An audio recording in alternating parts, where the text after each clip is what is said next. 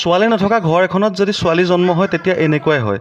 ছোৱালী নথকা ঘৰ এখনত এজনী ছোৱালীয়ে কিমান সন্মান আৰু মৰম পায় সেইটো ছোৱালী নথকা যিবিলাক মানুহ আছে, যাৰ যাৰ ঘৰত ছোৱালী নাই, তেওঁলোকে কিন্তু ভালকৈ জানে। এনেও কথা এটাই কয় নহয়, বোলে যিখন ঘৰত নাৰীয়ে সন্মান পায় সেইখন ঘৰত লক্ষ্মীয়ে বাস কৰে। এতিয়া বাহিৰত পূৰা খানাৰ যোগাৰ চলি আছে আৰু খানা খাই আছে। ব'লক আপোনালোককো ঘৰৰ বাহিৰলৈ লৈ যাওঁ।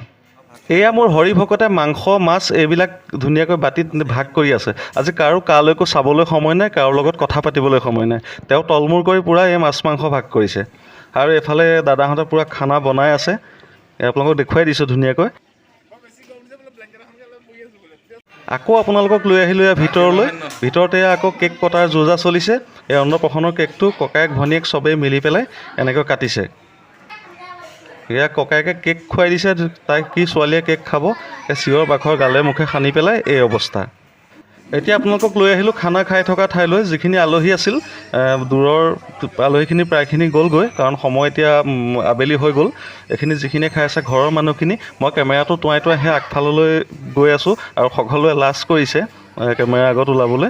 আৰু ভিডিঅ'টোত কিন্তু মোক আপোনালোকে এবাৰো দেখা নাপালে। দেখা নোপোৱাৰ কাৰণটো এটাই যে কেমেৰামেন কেতিয়াও নায়ক নহয়।